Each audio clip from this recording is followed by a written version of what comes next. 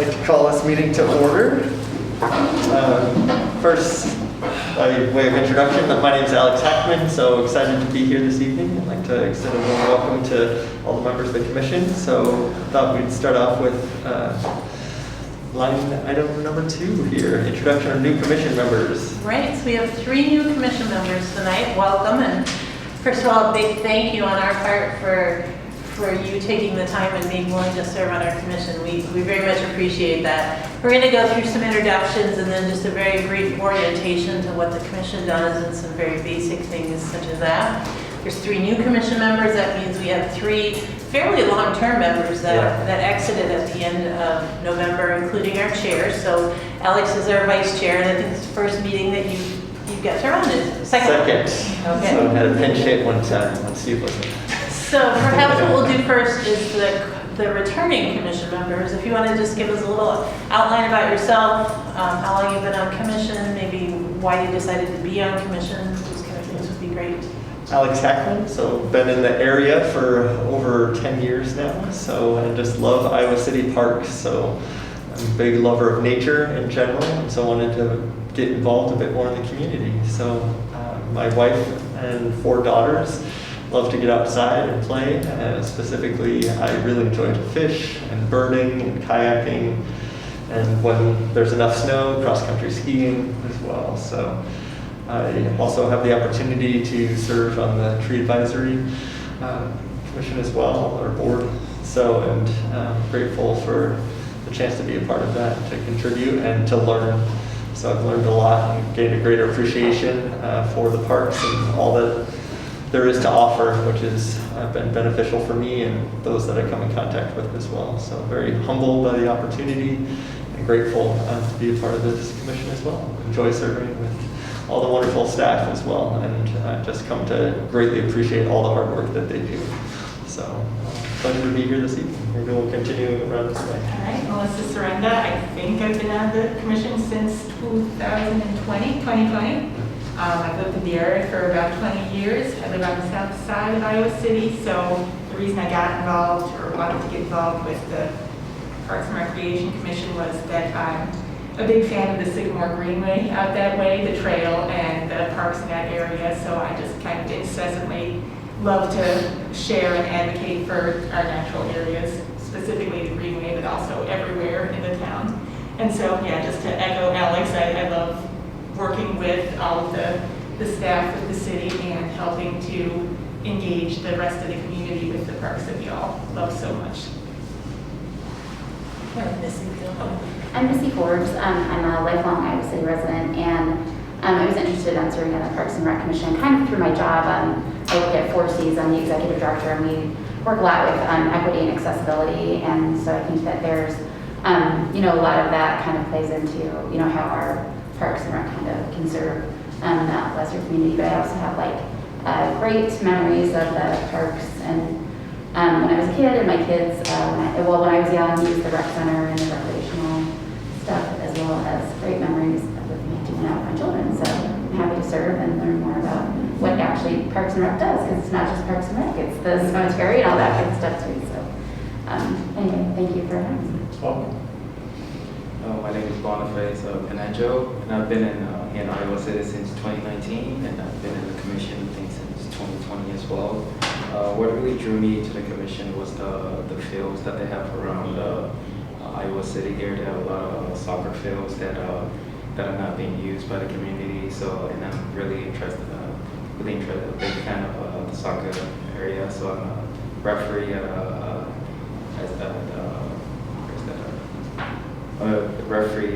with a soccer field in Iowa City, so I'm really a big fan of that, and I was just really interested in that. That's why I really joined the commission. I'm Chris Odenay. I am been on the commission since, I guess, a little over a year. I moved to Iowa City in summer of 2020. I am on the faculty at the law school at the university. My areas is real estate planning and development. I practiced in that area. I'm a big fan of our park system, particularly Hickory Hills, which I am a frequent visitor, and my dog. And when I moved here, being such a affinity for the parks, particularly during COVID. And I've been on public boards before in Louisiana, where I came from. I was on their Parks Foundation board, and for a while I chaired the Housing Authority. So I've always had a little itch for public service in the volunteer, non-elected way. And so that's what brought me here. My name is Michelle Wigan, and I am a new commission member. And my background is in outdoor education and social work, so I have a real interest in accessibility and equal, environmental justice, making sure that everyone has equal access to green spaces. But I also really believe in the mental health and physical health benefits of getting outdoors. I'm also a big outdoors person. I have 2 kids, 2 daughters, a 4-month-old and a 5-year-old. We love to be outside. And I'm originally from Iowa City, but I just moved back here from St. Louis, where I was working in outdoor education at Audubon. And so I'm just really I now took a job at the university, and I'm doing more outreach around other topics. And so this is my way to get back to working outdoors and hoping to contribute to the awesome park system in Iowa City. Okay, thanks. Welcome. Ryan Morelli. This will be my first meeting. I have been in Iowa City for about 20 years and really have spent just so much time, have so many connections to the park system. For my kids, doing swim lessons, top times, birthday parties, then they worked as lifeguards, just all the time, kind of our regular outings to Hickory Hill and Sycamore Greenway and Terry True Blood, and just big proponent of the outdoors. The bike trails especially is something I'm passionate about. And actually I have a little bit of a background in outdoor education as well. I teach some lifetime leisure skill classes through the University of Iowa, like backpacking and things like that. So this will be my first kind of foray into serving on a public board. So I'm looking forward to it. Seems like a good way to kind of connect to the community. Good. Okay. Typically at a meeting, we have the staff members that you see here are the ones that are usually here, so we'll take a minute to introduce ourselves. First of all, I'm Julie Seidel-Johnson. I'm the Parks and Recreation Director. I do the overall department vision, a lot of the capital improvement projects, the council information, that kind of thing is a big part of what I do. I've been here 6 years. Had previously been up in Minnesota for 10 years, but I'm an Iowa native, so just really glad to be home. 2 grown kids, 1 very cute puppy now at home, and we live on the far east side of Iowa City. So thanks again to everyone for being part of it. I'm going to have Tammy introduce herself next. I am Tammy Newman, and I'm the Administrative Secretary for the Parks and Rec Department. I also, as part of that position, manage the Iowa City Farmers Market.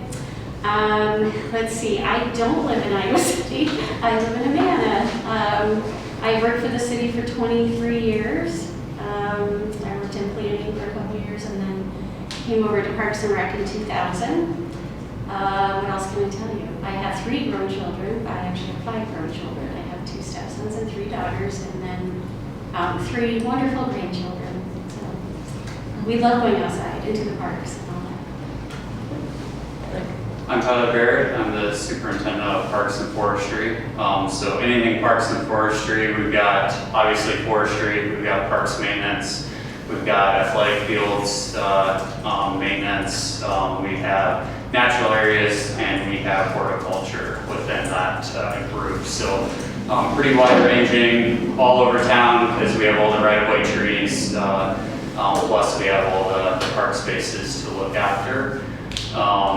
Let's see, a little bit more about myself. I'm married, have a cat, no kids, but she thinks she's a child sometimes. So I grew up in eastern Iowa, went out west for a little while, made my way back here because I love Iowa and this part of the state, and anything and everything to do with the outdoors. I have a background in landscape architecture, as well as kind of the social science side of recreation resource management. So that's kind of where I come from. Hello everyone, my name is Brad Barker. I'm the Recreation Superintendent here. I've been with the department for 3 years, a little over 3 years. And I oversee all of our recreation division operations. So that includes all of our aquatics programs, our sports programs, both adult and youth, cultural, social programs, special events, our communications that we have within the department, inclusive and adaptive recreation and our outreach programs as well. So, and everything that kind of falls under that, along with recreation center operations and aquatic facility operations. I was the director of the Vinton Parks and Recreation Department prior to moving here, which is about a town about an hour north of here, if you're not familiar with where that's at. Smaller community, 5,500 people or so. But I live in North Liberty now, love it here, and it's been a great transition for me. I live with my girlfriend, and I have a daughter who is almost 12, and I've got 3 dogs, so they all keep me very busy. Great. So I passed out to you, I gave you a copy of our organizational chart, just so you can kind of see the scope of our department. We have 48 and a half full-time employees within our department right now. The 2 divisions that you don't have division managers from tonight here are the cemetery division, Oakland Cemetery, West Buffington. And then we also take care of government, what's called government buildings, which is building maintenance, pool maintenance, capital projects having to do with everything from fire stations, police stations. They're helping build what's called a catio at the Animal Services Center. So they do a lot of building. That's Toomey Morris. And so I gave you a list so you can see kind of where each department is. This is our full-time staff. An interesting statistic from earlier this week, though, is we have almost an equal number of work hours provided by part-time staff and temp staff. So 96,000 hours a year provided by temp staff as well. So that's the lifeguards, the building attendants, the park staff, the forestry staff, everyone that works for us temporarily or less than 20 hours a week. So it's a large, diverse department. You don't have to memorize our org chart or anything. All you need to remember mostly is myself and Tammy up here. So if you have... Sorry, guys. Yeah, sorry, guys. You're important too. We're wallflowers back here. You're important too. But for commission members, one of the things of orientation, if you have any questions or concerns or just wonder about something, if your neighbor comes up to you and says, hey, I saw the parks crew down the street doing something, what were they doing? Send me an email, give me a call. If you can't reach me for some reason, Tammy is your other contact. We're very particular about open meeting laws and communications, so I'd like you to keep it through one of the 2 of us. And then very often I will turn you over to Tyler or Brad that has to do with things within their division. But that's one thing to remember. It's kind of a one-stop shop. And please, don't hesitate to reach out to me. I'd rather have you get the information and know the correct answer before any other kind of rumor or something happens out there. And sometimes we have to do a little research when we get some of the questions because it's actually not our department that's out taking down the trees or doing some other things. But let us know, and that's one of the more important roles of you as a Citizens Park Commission, is to be our eyes and ears out there to your neighbors, to your kids, friends, parents, to your churches, to anything else you're interacting with throughout the community. Help us out with that. On the Thursday before each meeting, you'll get an email with your packet. We typically don't print them for you. A lot of times people bring in laptops or tablets. But if you'd like us to print one for you, just let us know ahead of time and we can have a copy of it for you. It's also available to the public on the website. But you'll get this. It'll have the agenda, it'll have some background information, the minutes, kind of those basic things. It has a list of all the commission members here. Important though, don't start a group email to everyone else unless, well, there's really no one less there. Say you say, I went to a conference and I heard about this great new tree planting program. I want the commission to know. Send it to me and ask me to send it out to the rest of the commission. Don't just send it to everyone. It's okay for you to talk individually with other commission members and up to groups of 3. But just, I would advise, don't talk about anything that might become an agenda item. We are a public open meeting group. So everything we discuss should be open to the public to hear us talk about. In the packet this time you also have a list of all the meeting dates. And generally we are here in this meeting room. About once a year we'll get on a bus and go around and do a park tour. Sometimes we don't have enough agenda items to call a meeting. I know you love Parks Commission, but I don't want to take your time if we don't have enough items for it. So occasionally a meeting will get canceled. That would also be the case if we don't have quorum. So right now we need to have 5 members present to have a quorum. So it's very important if you know you're not going to be at a meeting to let Tammy or myself know that you won't be here. Even if it's up to half an hour ahead of time, give us a call or let us know, because that can really, we cannot have a meeting at all if we don't have quorum for the meeting. So we are on video, as you see. These are not live meetings, but the video recording is available to the public afterwards. So just remember that. We want you to have an open and free conversation. But it used to be we could say, whoops, I didn't really say that. Well, it's now on camera, so everything is recorded. Remember that. Not that we ever said anything that was, inappropriate or anything, but you could rephrase things and say it. But now it's on camera. Casual dress, everyone's dressed just fine. We put out chairs for the public, as you can see. Occasionally, we will have members of the public want to come in and either speak about things that are on the agenda, or have questions, or have concerns. For instance, if we're doing like a clearing of a creek of brush, we typically get some of the neighbors in that would like to have more information or voice concerns about it. If we have members of the public and they speak during the part of the agenda called public discussion of items not on the agenda, what it is actually their comments. So the commission is asked not to engage in a back and forth with the members of the public at that time. We will take their concerns, we'll jot down notes if they have questions. Once they're done, if it's questions that staff can answer fairly easily, we will go ahead and do that.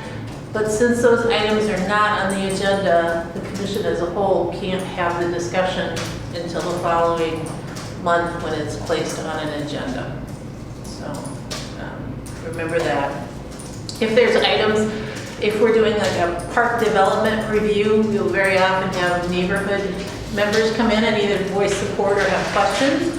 In those cases, same thing. We do sometimes engage in some back and forth to answer questions as we go, but really we want the discussion to happen between the commission members who take input from the public and then have the discussion amongst the commission members. That's kind of hard to do sometimes, but I'll try to guide you through those when that happens. You can do that. If you have an item that you're interested in, or you wonder, or you want the commission to take on and talk about, at the end of each agenda, there's a time for commission comments, and that's a great time for you to bring that up and say, hey, I'd really like you to talk about the Butler house, just for instance. Which I will bring up. Yes, we do. And then what we will do is we'll either have it on a future agenda, or we'll do the staff reports and some other things behind the scenes. If you have something between meetings that you would like to have brought up on the agenda, give myself an email, and when we get a new chair, you can email the new chair, and then the chair and I discuss what the agenda items will be for the next meeting, and then we can get it on the agenda that way. So, and we try to, for agenda items, give you background information, or if there's other city departments or commissions involved, we'll give you as much information as we can about that before that. I think that's about covered that. Some of the typical items that you'll discuss and cover as Parks and Rec Commission. Tonight you have fees and charges, which Brad's going to lead you through. So every year we set fees and charges for our programs and facilities. We review our capital budgets, so I'll go through those with you tonight as well. When there are park renovations, typically you will see the renovation plans after the neighborhood meetings are held. So we'll go out, have neighborhood meetings, gather that input, work with our consultants and our engineering staff to develop plans. then we will bring that back to the commission for your comments and or recommendation to the council for approval. You're a recommending commission, so any action you take would be a recommendation to council.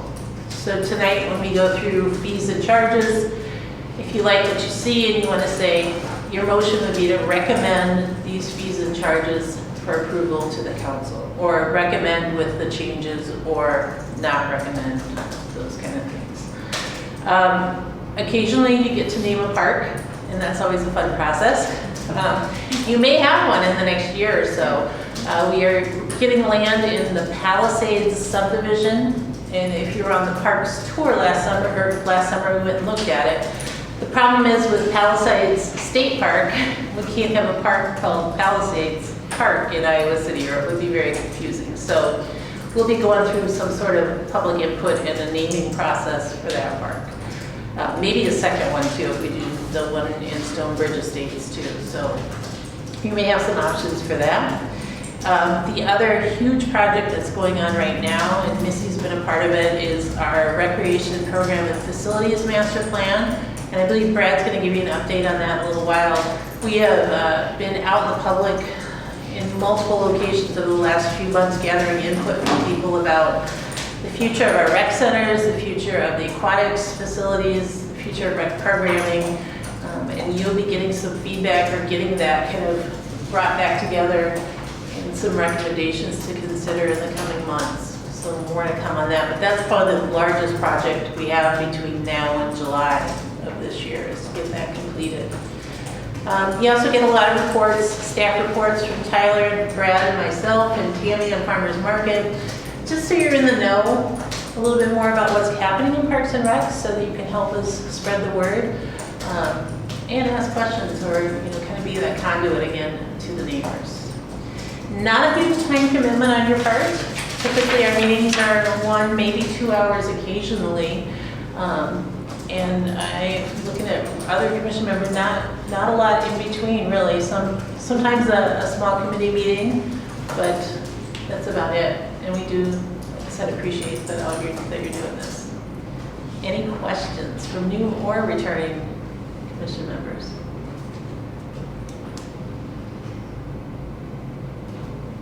Are there ever volunteer opportunities that we hear about at these meetings as well? Yes. Generally, when it gets closer to the summer, we have things, especially if we're doing ribbon cuttings or we're doing events out in the parks, for sure. We'll get to that. Okay, so with that, I'm going to take you back to the agenda. And your first item is to elect officers. And we have 2 positions that you elect as a commission, the chair and the vice chair. And it's done through a process of someone will make a motion to nominate someone else. We'll see if there's any other nominations. Ask the persons that are nominated if they're willing. If they are, then you take a vote on it, and then we can move on. It's usually really, really highly contested. So it usually takes like 3 days, with like filibustering and all that kind of stuff going on. Just kidding. So, and since we don't have a current chair, maybe we just start by, is there a volunteer? Or I would like to nominate Alex. are you inclined? I'm happy to serve. Are there any other nominations? Okay, hearing none, those that are in favor signify by saying aye. Aye. Those opposed, same sign. Congratulations. Thank you. Alex, you are the chair, and I'll let you take over leading the meeting. Do we need to elect a vice chair? Now you ask for nominations for a vice chair. Are there nominations for vice chair at this point?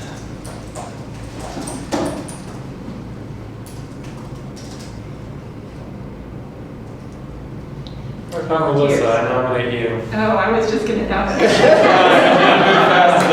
didn't move fast enough. Unless you say no. I would respectfully decline.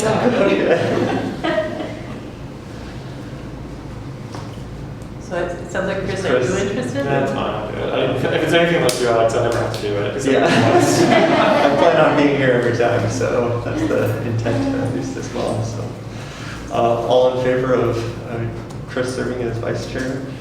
Aye. Any opposed by the same sign? All Congratulations, Chris. New members, this is like how controversial. And it was like this last time, too. Yeah. Everyone wants to do it. So thank you very much as well for your nominations, and thank you, Chris. So now everyone was able to receive the minutes in the packet. Is there a motion to approve of the minutes from the last meeting from November 10th? I move approval. I'll second. And then we All can, those in favor? all those in favor? Aye. Any opposed? Thank you. And it doesn't look like there's any public present for any discussion, so we'll continue on. And now hear from Brad. I'm grateful for the great work that he does. So thank you, Brad. Thank you. Yeah. Appreciate it. All right, so in your packet, you've got a proposed fee schedule for FY23. So every year we look at the fees that we assess the participants in our programs and those that reserve our shelters and rent our facilities, gathering spaces, cemeteries, lots, pretty much everything that we have a fee for, that's in this guide here. And so some of these fees are ranges, some of them are sets, very specific.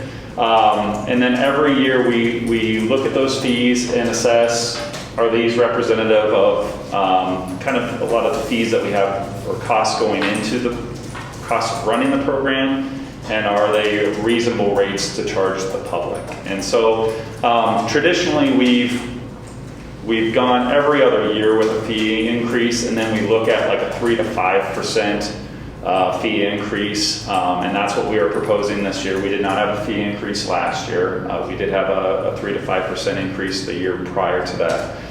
Generally what we look for when you're looking at the percentages there, so on the far right, you see the FY23 proposed fees for both the Recreation Division, Parks, and Cemetery. And then the percentages show, if there's a range there, it shows on both sides what that fee increase would be in relation to what the fee was previously.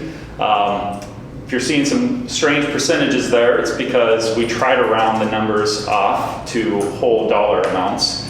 It's just a lot easier when we're collecting the fees from the public for it to not have the nickels and dimes and pennies and all that stuff. So we didn't have any fee increases that were significantly larger that couldn't be easily explained. One thing to consider too when you're looking at these fees over the last 3 years, the city's been very progressive with raising the minimum wage of our staff that we have as hourly employees. So I believe a few years ago it was $10.50 an hour, and as of July 1st of this last year, we're now at $15 an hour. So we have had some fee increases or some rate increases for what we pay staff to go along over that time frame. So I wanted to see if you had any questions or concerns with the fee schedule as proposed.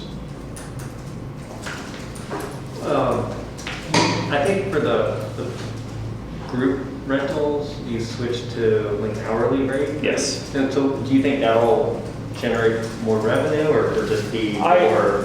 I think it may generate about the same amount of revenue, but it'll just provide more options for people to come in and have a party. Usually people will rent a room for two hours, but they don't necessarily always need it in a 3-hour block. Provides more flexibility if they're wanting a longer period of time as well. Because when people would rent that too, they would rent it and it would have to be in a 3-hour block. And so even if they weren't using it for that space, we would have the facility booked up for times when it might just sit vacant. So it wasn't really a great service to the public also. So that was one of the considerations there.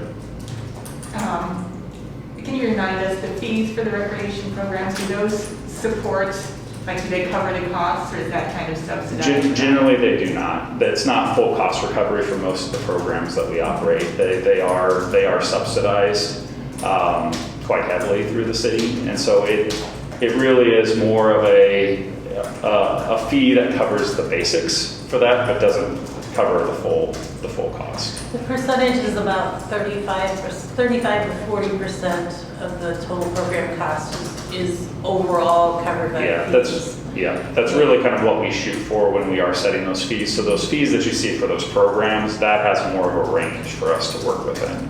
Whereas like room rental rates and things of that sort is a set fee. Are there different types of either scholarships for those that might not be able to afford some of these? Great question. So we do have a scholarship program through the city. It used to be called the Low Income Discount Program, which we rebranded this last year to Rec Assist. And we felt that was less stigmatizing. Folks used to have to come into the recreation center to enroll in that every single time that they would sign up for a program under the new Rec Assist program, which is the same thing essentially. They sign up once per calendar year, and then we keep their information on a database that our customer service has access to, and then we can apply that fee for any program or pass that they register for.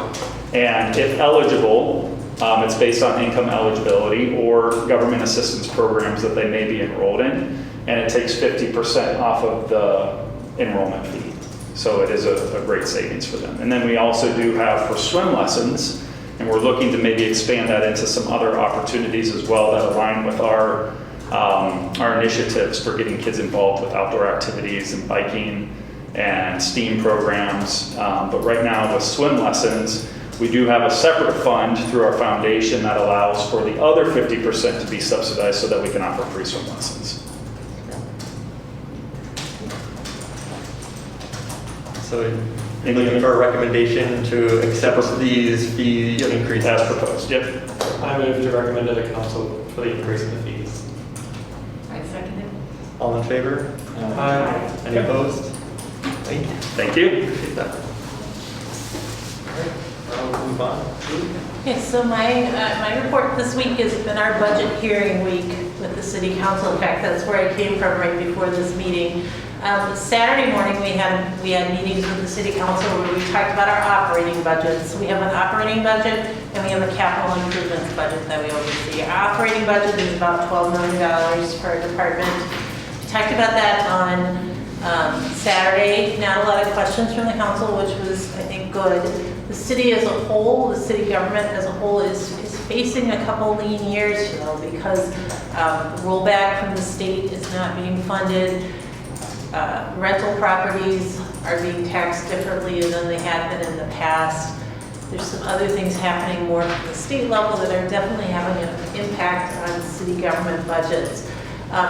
The other thing is that for one of the first times in over a decade, you've had very little growth in housing and new development, and that's probably pandemic related at the same time. But cities usually rely on that extra growth to have more tax base to tax. So the good news is that Iowa City in general has been very conservative with our budgeting and our financing through the years. So we've got some flexibility at this point, and we are certainly not in danger of losing any staff or anything like that. At the same time, that also means that we only saw, very small increases in any kind of expenses that we have. As a staff, I don't think overall we're really very concerned about it at this point. We will be having to watch our resources and be more efficient. So some of the things we look at is, for instance, farmers market is one program that we're looking at. Wednesday night farmers markets have been declining as far as people shopping and people vending. In order to be efficient, we may not be able to offer that this coming season. We may just focus on Saturday markets. We've put a request out to vendors to get their registration and decided if we don't get a certain number, we just won't be able to do that any longer. And so as a whole, we'll be making decisions on that. We want our service level to be high, but we also want to be smart about how we're doing that. Some of the other things we've done that will really help us is the conversion of a lot of our road turf areas into the prairie grasses.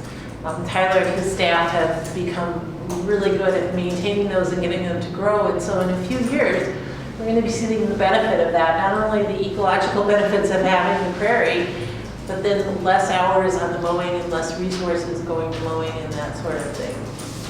So operating budget in general, I think as the public, you won't notice very many changes in any of our service levels or anything like that. As a staff, there's some equipment that we really would have liked to have had a few more different trucks and a grapple truck for the forestry division. Those kind of big ticket purchase items didn't make it through budget this year, but we'll be okay. Then on the capital improvement budget, I gave you the sheet here that has all the listed capital improvement projects. These are going very strong. In general, the projects under Parks and Recreation on the park side are following the plans of the 2016 Park Master Plan. New members, if you'd like a printed copy of that, I can get it for you. It's also on the website, so you can look at it. But we have followed that to the point that we've got about 15 or 20 projects left to go from the list we started with 6 years ago. So that's pretty exciting that we're making so much progress. And to that end, the park projects that you'll see this coming year, and we've had the neighborhood meetings this past summer and fall, Court Hill Park, new playground, new shelter. Chaddock Green, we get a shelter, a small playground, accessibility paths, and some garden improvements there. Whispering Meadows, the wetland improvement restoration has largely taken place, or at least gotten started last fall. There's been improvements to the trail and the bridge in that park. And then this coming spring, we'll get a new playground off Indigo Court entrance for that park. Splash pads is one we haven't talked a lot about with the commission, but both our Fair Meadows and Weatherby Park splash pads will be getting new above ground equipment this spring. We have some CDBG funding that needs to be spent, and they're eligible projects for that. So both of those will get essentially huge facelifts. So everything underneath the ground, all the pump and all that stays the same, but the equipment up above will get replaced with new equipment. And the biggest benefit is it's going to cut our water usage by at least half, if not by even more.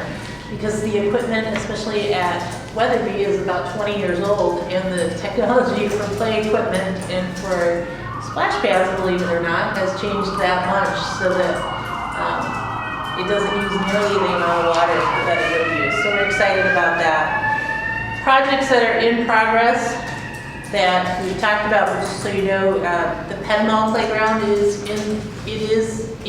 has been ordered, and it will be replaced towards the end of May, it looks like. We're having supplier delays because of the pandemic on pretty much everything we're ordering, but playgrounds and park shelters especially. So that project is somewhat delayed because of that, but the equipment is on order. It's in the production run at the playground manufacturer. Same thing, Glendale Park, the concrete and grading work was done last construction season. It's waiting for its playground and its shelter, and they should be here within the coming month or so, we hope. But the installation will happen in the spring. The rest of the projects coming up in future years, you'll find them in the capital improvement plan. Neighborhood meetings next summer will be Kiwanis Park, Hunter's Run. I think those are the two main park renovations that will happen in 2023. So we'll have neighborhood meetings for those. And then tree plantings, are you going to cover? Yeah. Okay, I'll let Tyler cover that when he gets to his report. That's another big thing we've done through capital projects. So lots happening. Very lucky to have a very supportive council right now for all things Parks and Recreation. It fits in with the city's strategic goals in climate action from what we're doing both with building maintenance and things out in the parks. Livable communities. We provide engagement opportunities throughout all the community, through all the different neighborhoods. Engagement of the public in general through events and facilities and those kind of things. And I forget the other ones off the top of my head, but it's all good. So, all right, so that's the end of my report. Appreciate that. Brad, I think is next. Okay. Me again.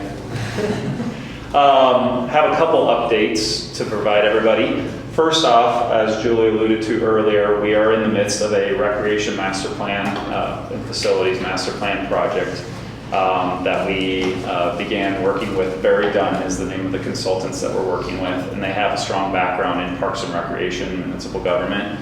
So that was one of the reasons why we hired them on, is they had done a lot of master planning for parks and recreation divisions in the past, and a lot of their team has experience and has worked in the municipal parks and recreation field before.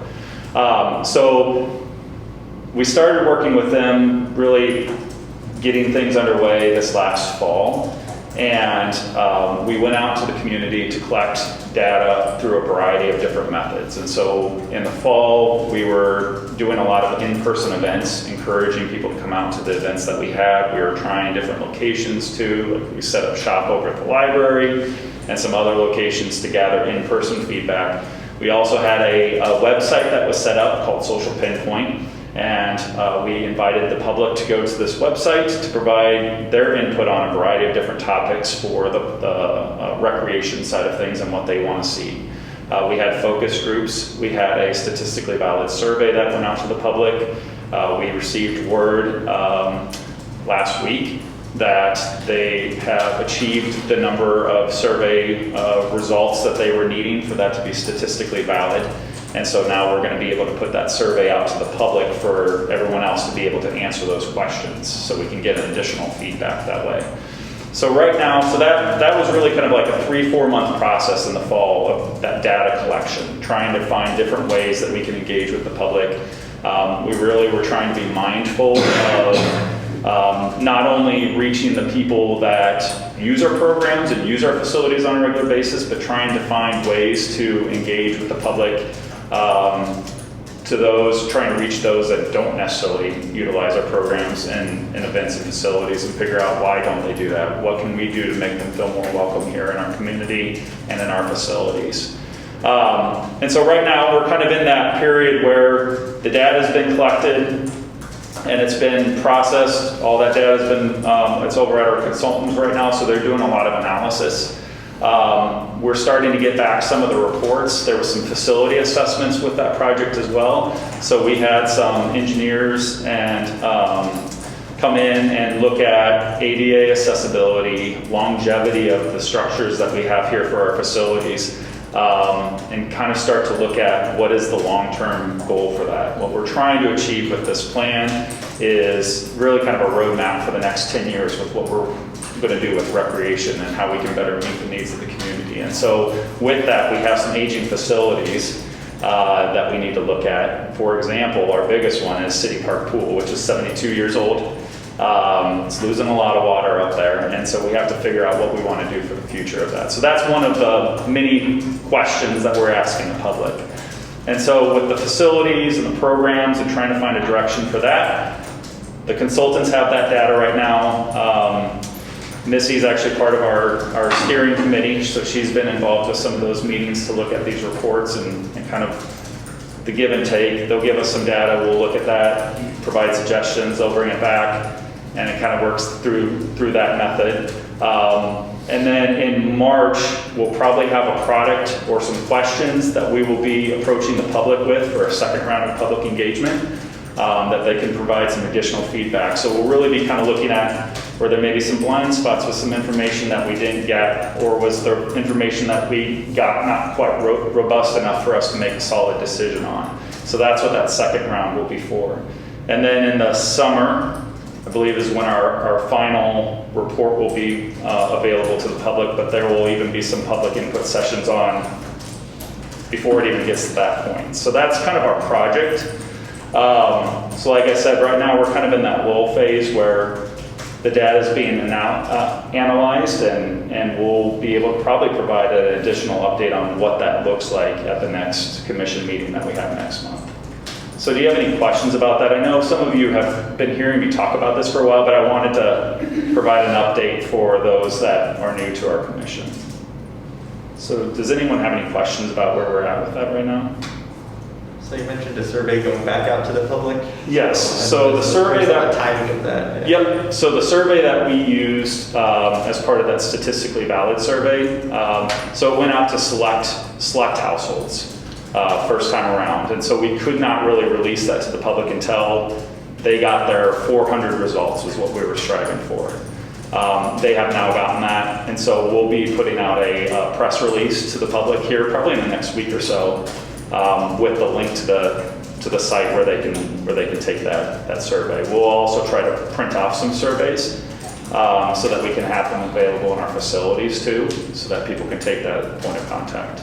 And how long will that survey then be open, or is there a certain number that you're also going after? I think we were looking at, I think they were saying probably about 3 weeks or so is what we could probably do, but then they'd have to collect that data so then they can process that information. Any other questions on that? Okay. And then wanted to share some good news. The dehumidification project that we've been talking about over at Mercer has been going on for quite some time. It seems like a few months that we've had that pool closed. The air quality was really poor in there, and so we had this dehumidification system installed, and so the air quality will be a lot better in there moving forward. We are going to be opening that facility back open to the public on Monday of next week. So we're excited to kind of get back to normal operations out there. It's been kind of quiet out there for a while. It's great news. Thank you. Any questions on anything? Any other comments, concerns? Okay, thank you. Tyler.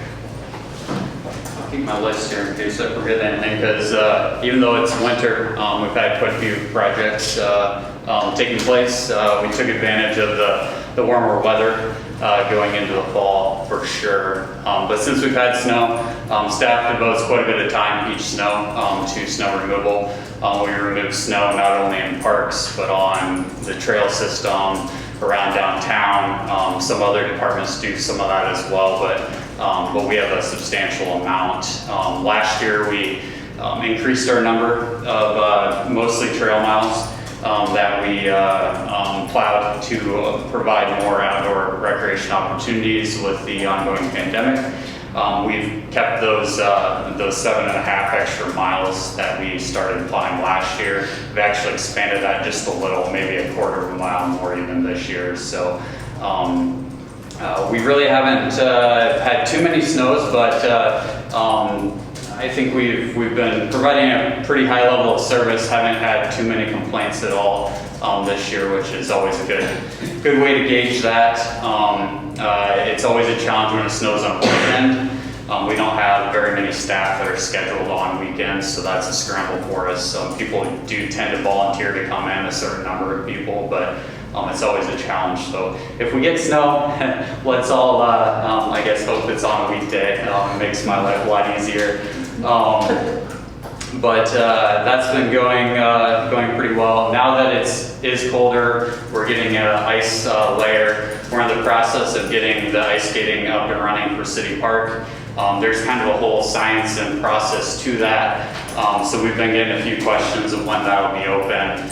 I didn't confirm with staff this afternoon, but I know they've been working on it. Some of it involves reflooding the top surface to get a skatable surface. So we're working to try to get that ready. And then of course it'll snow this weekend and it'll impact it again, but we're working on that. Julie mentioned we did a little bit of trail work over at Whispering Meadows, so that was a good thing before the snow really started to fly that we accomplished. Trees, a lot of stuff going on with trees. So the contracted capital improvements money planting from last year was a whole lot of trees, 700 range if I remember right. Those did not all get planted. The contractor still has a few left to finish up. They did take advantage of the weather as well this fall and really into December and got quite a few more planted on Scott Boulevard. So if you drive down Scott Boulevard, a decent number of the ones between Highway 6 and Rochester are planted. They have everything to the north of that yet, but once they got going, they really got going with them. So Those are in process, and we're planning for the next tree plantings. So using a combination of fundings, mostly another capital improvements amount, 100,000 is what we have for next year. And planting a substantial number in the South District. I think a couple of you at least live in the area. I think you both have trees in your yard, so your right-of-way probably won't have them, but other neighbors in your neighborhood will. So mostly, if you know the south side well, Langenberg, which is just off of McAllister, is the new connection there, but just one to the north. And then the Russell is the north-south road. So in all the spurs off of those, kind of up to almost to Burns, which is kind of the Weatherby Park neighborhood. We will be having the largest number going in there, but we have a smaller planting. We're planning for kind of our border with Coralville on the northwest side, and on the north side as well, going out Prairie to Sheen, just some infill type plantings. And then we'll have all the other infill plantings we've typically had around town, trying to catch up from the Dre Show and EAB and everything else that's ongoing with that. So that's kind of trees to be planted. We are in the process of doing some prairie establishment, removing some non-native, non-desirable trees in a few spots that are either going to be prairie or wetland in the case of Whispering Meadows. So we've had a few questions lately. Why so many trees come down in an area at once? Well, first off, winter is the time to do that. Ground conditions for one thing. If it's bat habitat, we're federally required to do a large-scale removals at certain times of the year. So you do see a lot more of those in the winter. If you have any neighbors or people asking you about things, that's winter's typically the time. Some of that's with our REAP grants that we have going. So we have one of those currently in progress at Terry Trueblood Recreation Area in the Bottomlands area, and one at Whispering Meadows wetland. And then the one for next year we're planning for right now is at Ryerson's Woods. So that's represents almost $500,000 in grants in the last 3 years. So REAP's been a good funding source for us. And I had the opportunity last weekend to go to the REAP Congress, which was in Des Moines. So what we did as a body was recommend pretty much to the state legislature to keep it going. You know, it's a good project, or it's a good funding source, not just for us, but for other cities, counties, the state, and everything. So a lot of good things you see around town have been possible. That's pretty much our main things. We're finishing up a project at City Park as well as baseball with the fence project there, and we'll be doing a few other small improvements there to finish off that project and kind of create a sense of place for that space as well. Any questions on any of that for me? So I guess one question as well, as far as the Roots for Trees program, so it might be good for some of the new commission members to know a bit more about that, and if you could maybe just give a brief update. Yep.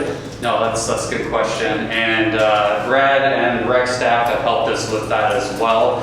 So they've been doing the hard work of getting the vouchers and stuff out. But this came about even before the ratio.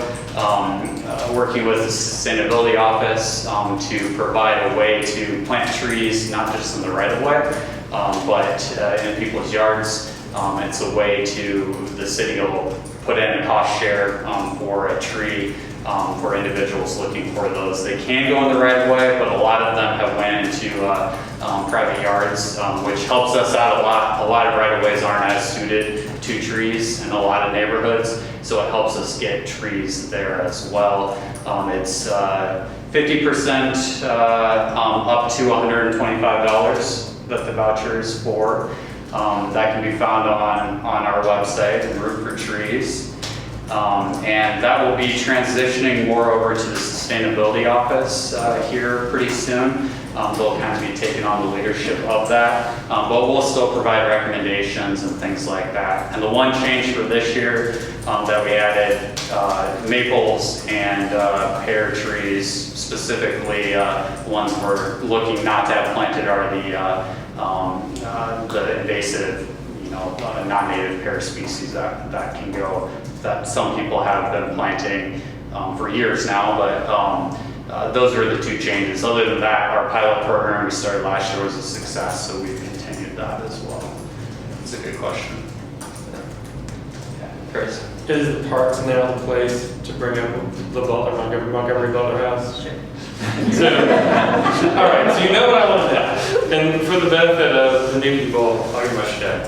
On our September meeting, when we were going over the capital improvement plan, essentially like all the things that we're going to have in the parks budget that are like capital projects. One of them is this house. Well, the house is probably too generous. This like old kind of falling down building called the Montgomery Butler House. It is in Waterworks Prairie Park, which is not actually a park. It's just the area around the water treatment center. It's not accessible to anyone. It has some historical significance, although it's not on the historic registry.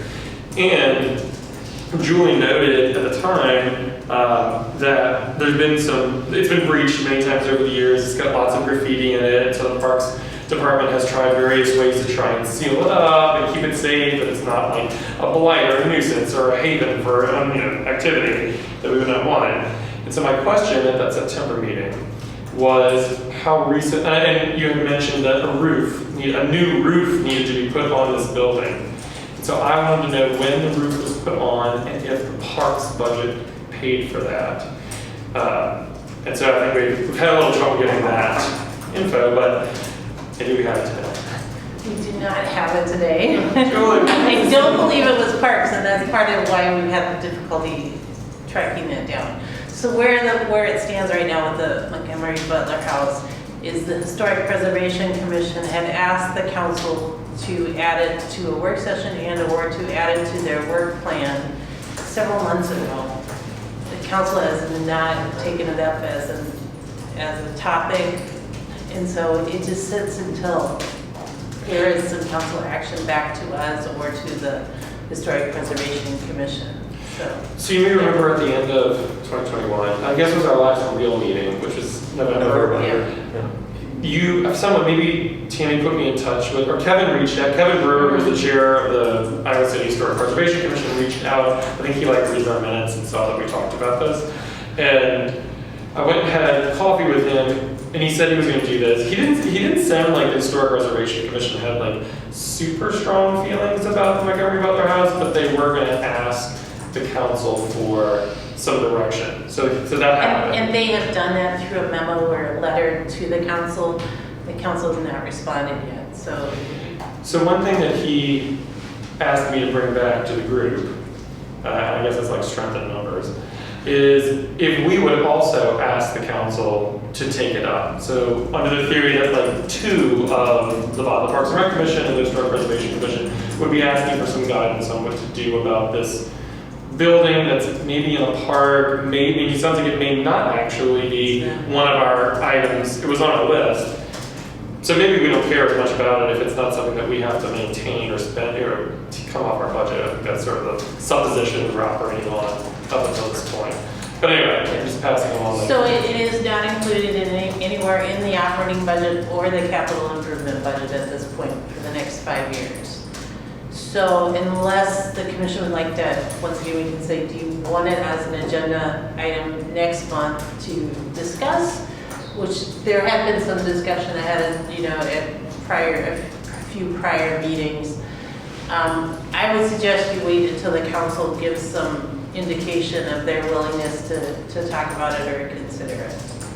We've kind of been asked to be in a holding pattern until that time.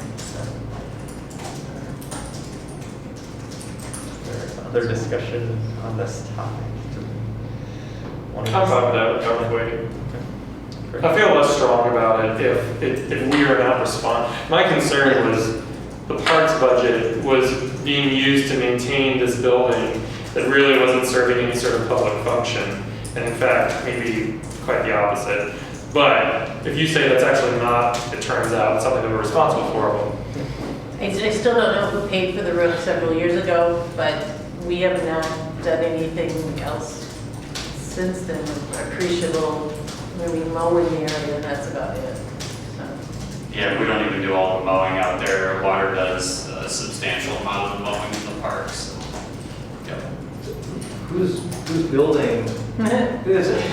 Sorry, I got to laugh. That's part of the question, is that, it is a structure that was there when the water utility, or the water department purchased the land for the water treatment plant. So this would have been back in the late 90s. At that time, a study was done to assess its historic relevance. At one point, it was lived in by people that were running a ferry on the river below it. It had been rented out at different times, and it had some other uses over the years, but since the time of the water treatment plant was built, I hope I'm getting this all right, it has essentially been abandoned and boarded up so that people can't get in, and it hasn't been used. So from time to time, there's been discussions about what it could be or what it should be. Last fall, when a group of staff members from Neighborhood Services, Parks and Recreation, Public Works went out and toured it, looked at it, our recommendation to staff was we don't see any particularly good use that would not take a lot of money to, it's not a good location, first of all. So it is a structure sitting out there waiting for some sort of answer. It's not on the historic registry. So it's kind of been in limbo for decades, I guess. Yeah. And I think it'll stay that way for right now.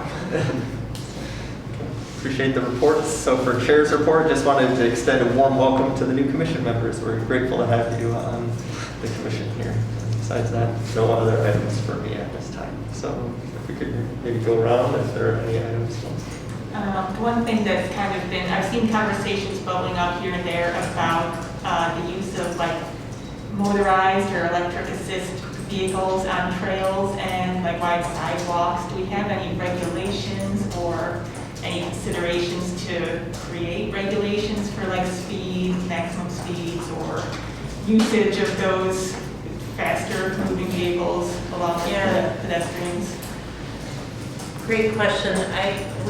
There's some ordinances that might apply, but that's something, if you'd like, we could look at and get back to you and get a better answer for you. Yeah, I feel like there's more conflicts pending if we don't get like a baseline level of what's acceptable and what's not. Good. Okay. That's it. Thanks. Chris, Michelle. Excited to be here. All right. Brian? Is there a motion to adjourn? I'll move to adjourn. Anyone second? Second. All right. All in favor of adjourning? Aye. Opposed? All right. Thank you.